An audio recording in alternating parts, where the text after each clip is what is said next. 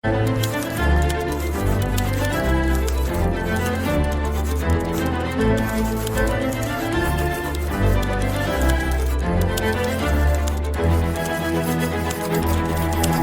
na hora de esclarecer dúvidas de língua portuguesa. É ficar connosco nos próximos minutos, neste episódio de Português Suave. Eu sou João Costa e Silva, comigo José Rafael Lopes. Isto não se faz sem ti, Marco Neves. Olá. Não se faz. De novo. Aliás, pode-se fazer. Eu e o José podíamos tentar, mas não seria não a mesma coisa. Não seria. De todo a mesma coisa. Hoje, mas podem experimentar fazer um episódio sem mim. Não ia correr bem, confesso. Os ouvintes iam fugir. Eu ia ouvir. A única forma era se tu estivesses por cá, pareceres o nosso corretor, a nossa gramática, quase que o anjinho que fala por cima do ombro. Tinhas de estar com um headset. Falavas aqui ao nosso ouvido. É o que estou a fazer. E hoje, Marco, este é um episódio especial. Tem sido assim de 6 em 6 episódios. Hoje damos a voz aos nossos ouvintes. Esperamos que no 24º também aconteça a mesma coisa, mas neste caso estamos a criar uma tradição muito estranha. E vamos então a algumas dúvidas que os nossos ouvintes enviaram para o e-mail, e não só, alguns enviaram até por mensagem. De qualquer forma, tenho já de avisar que não vamos responder a tudo, porque não dá. Mas vamos tentar e-mail tinha mesmo muitas mensagens, muitos e-mails, digamos assim, para sermos mais literais. Uma dúvida, e-mail ou mensagem? Mas isso fica para outra... Então vamos a isso, vamos às dúvidas. José Rafael Lopes, começas tu. Começo com a dúvida que nos chega pelo João Pedro Leão, ou melhor, José Pedro Leão, que fez a seguinte pergunta, Marco Neves. Afinal, tem que haver, com o verbo haver, tem a ver, aliás, ou tem que ver?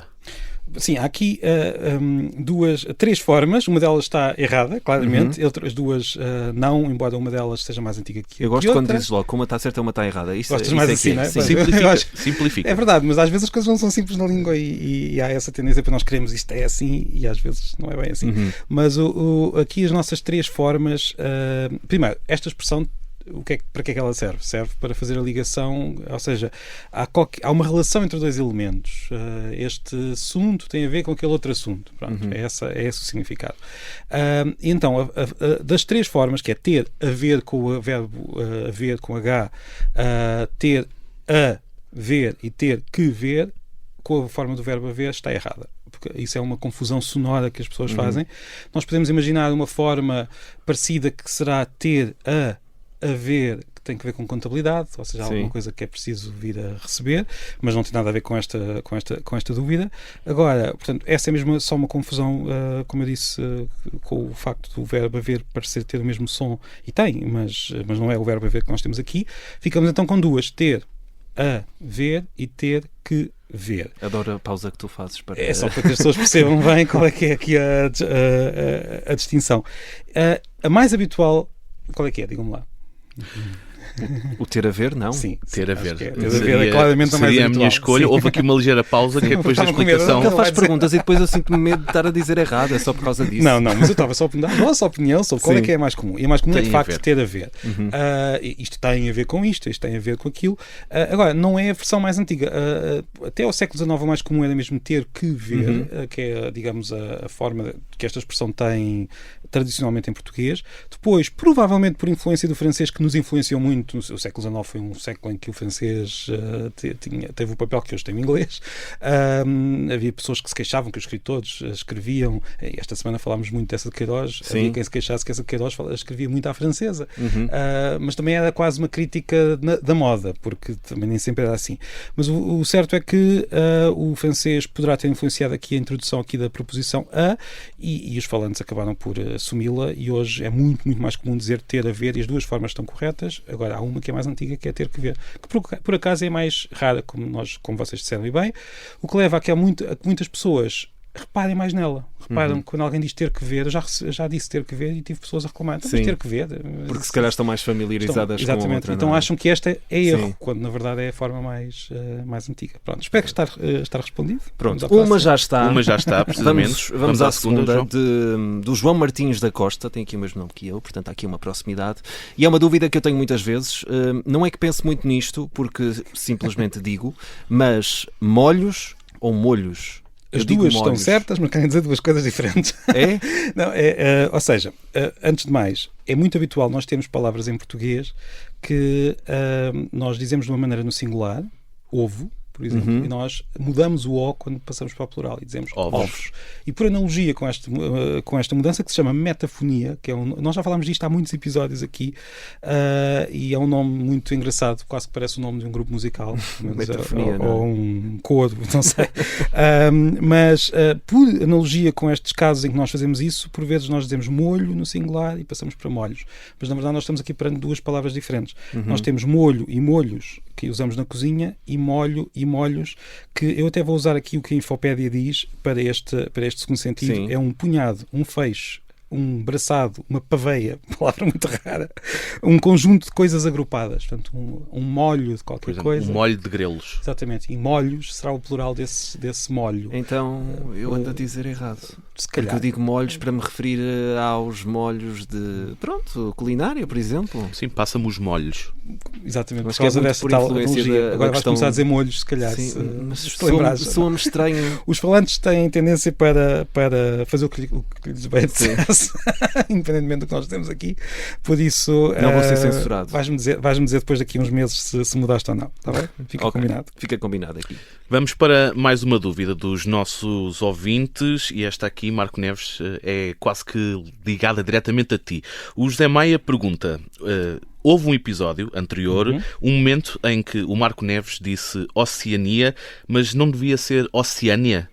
Mudou alguma coisa? Sim, o nosso ouvinte, o José, pergunta se mudou alguma coisa, porque diz ele que sempre aprendeu que deveria ser Oceânia. Agora, o que nós temos aqui é como se diz aquela expressão, a doutrina divide-se, ou seja, na minha percepção daquilo que os falantes dizem, na maior parte das vezes, a minha percepção é que é mais comum dizer Oceania. Não sei se concordam comigo ou não. Sim. Mas aparece, de facto, em muitos recursos, dicionários e por aí fora, a versão Oceânia, mas também aparece a versão Oceania. E posso-vos dizer que, por exemplo, nos anos 50, Vasco Botelho do Amaral, que era um dos grandes gramáticos do português, defendeu Oceania, e dizia ele que, aliás, era a forma tradicional e que Oceânia tinha começado a aparecer, isto na opinião dele. Mas Rebelo Gonçalves, outro grande gramático, diz precisamente o contrário e diz que deveria ser Oceânia. E nós encontramos palavras que justificam os dois. Nós temos também Mauditânia, como Oceânia, Lituânia, mas também temos muitas palavras que acabam em sinfonia, tirania e por aí fora. E há que dizer que a nossa língua parece ter uma tendência para pôr o acento mais no ni do que propriamente no neste tipo de palavras, por isso é normal que os falantes tenham criado o Oceania. Isto aqui não estou assim, não foi como há pouco em que eu disse assim acabou. O que eu vos posso dizer é que há de facto estas duas tradições.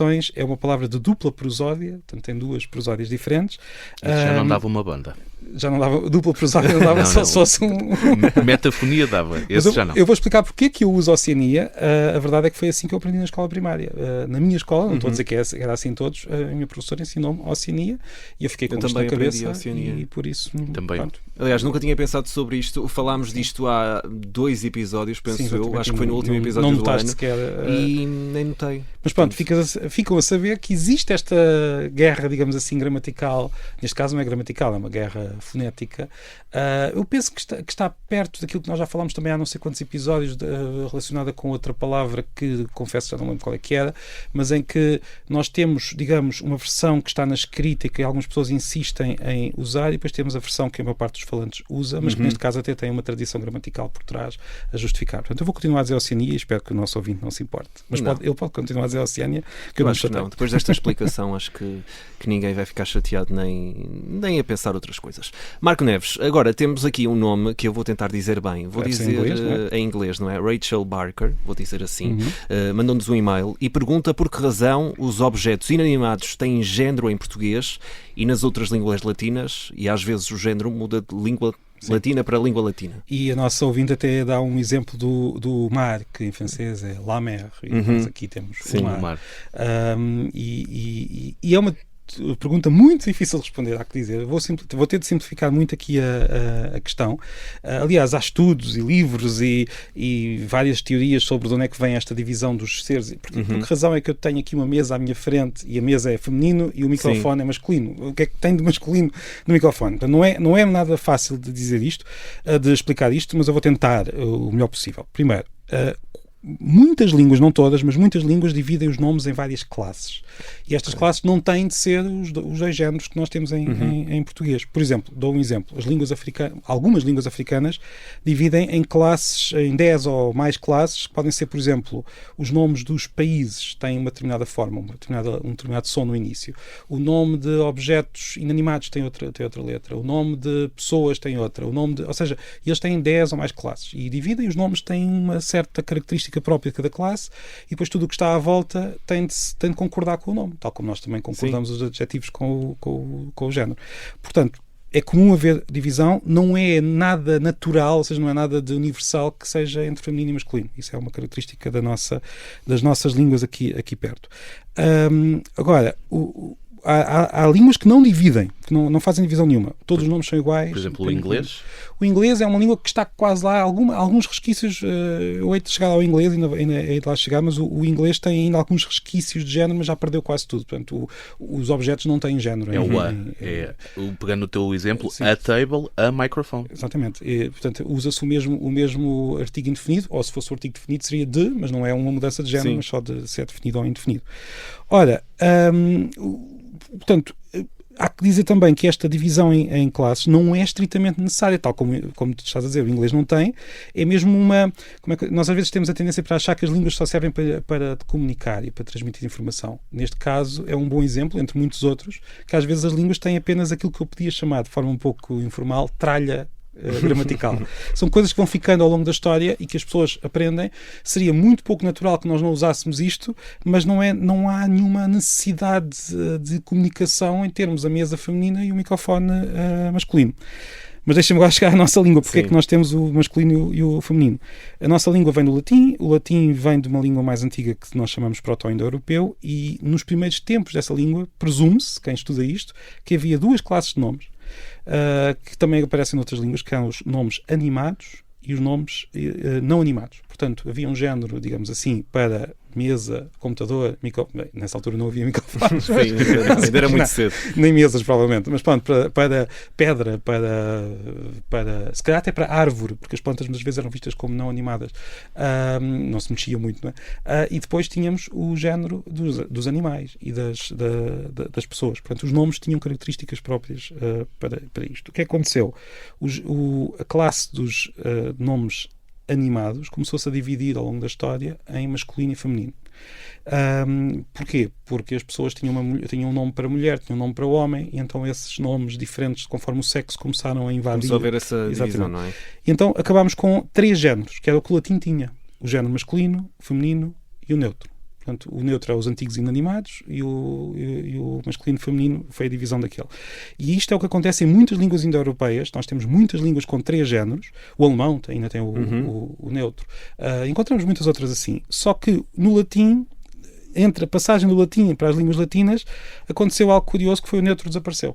O neutro desapareceu, então digamos que os falantes das línguas latinas, e não perguntem porque é que desapareceu, nós fizemos... Não há uma explicação. Digamos que o latim foi trucidado pelos falantes. É o passar do tempo. É o passar do tempo, aquilo foi desaparecendo. O masculino acabou por absorver muitas das palavras que tinham o género neutro, mas não foi só o masculino, o feminino também absorveu algumas. Portanto, os falantes basicamente foram, às vezes de forma um pouco... não diria aleatória, mas de difícil explicação, foram pondo os vários objetos nestes 2 géneros que se mantiveram. E por isso ficámos com 2 géneros, mas continuamos a ter esta obrigação de ter um género para cada nome. E por isso todos os objetos têm de o ter. O inglês, dizem os especialistas, por causa dos vikings, os ingleses também tinham 3 géneros, neutro, masculino e feminino. O inglês, por causa dos vikings, que aprenderam inglês, mas tinham outra língua, também germânica, que tinha uma divisão diferente dos objetos, então para não se irritarem muito com isso, acabaram por usar sempre o mesmo género para o inglês. Portanto, digamos que os vikings foram os culpados de destruir o sistema de género do inglês. Encontramos os culpados. Foram os vikings. No nosso caso, não sabemos quem foi culpado, temos só 2 géneros, mas pronto. Eu sei que isto não é uma resposta, porque as pessoas... que satisfaça o que as pessoas querem dizer. Mas quem é que foi o responsável Exato. por dizer Querem que a mesa era feminino e o microfone é masculino? Mas é mesmo daqueles pontos em que a comunidade de falantes foi criando aqui estas divisões e elas existem, são absolutamente essenciais. Nós não conseguimos dizer um nome sem pensar logo se ele é masculino ou feminino, e é só aquilo que eu posso dizer, é aquilo que eu acabei de dizer, e já foi uma simplificação muito forte da questão. Marco, temos 2 minutos até ao final e vou propor ainda mais uma dúvida, de uma forma rápida, José. Sim, uma dúvida que nos chega por parte da Valéria Pereira, que talvez te ajude, Marco Neves, por ser mais curta, que é: porque é que razão se diz tanto em Lisboa doutor, ouvintes, ouvido? Sim. Originalmente, aqui houve 2 fases, eu não vou dizer quem é que foi, mais uma vez, quem é que foi o responsável, quem é que foi a pessoa que dizia, vamos passar a dizer assim, mas houve aqui 2 fases. Originalmente era portanto, doutor, que ainda se ouve muito no norte, e é como se escreve, exatamente. Ainda eu ortografia. Digo doutor, eu digo ouvintes, mas tu dizes ouvido. Repara, mas já não dizes doutor. Não digo doutor. Ou seja, a primeira fase foi uma monotongação, que é um palavrão. Uma quê? Desculpa. Ou seja, nós pegámos num ditongo e tornámos numa só vogal. Portanto, monotongámos no verbo. Ou seja, uma que não funciona para banda. Não, os monotongos. Monotongação. Neste caso seria só um músico. Mas pronto, o que nós tínhamos era um ditongo antigo, o que se foi, digamos, reduzindo para uma só vogal, que era o. E em muitas zonas do país, um pouco ao contrário do que nós dizemos, que nós temos a tendência para achar que os portugueses brasileiros estão sempre a dizer isto, que os portugueses fecham muitas vogais, pomos as vogais muito para baixo. Neste caso, a tendência até é para abrir o O. Portanto, primeiro reduzimos e depois começamos, quando estamos a falar de forma muito rápida, a dizer ouvintes e doutor e a abrir o O.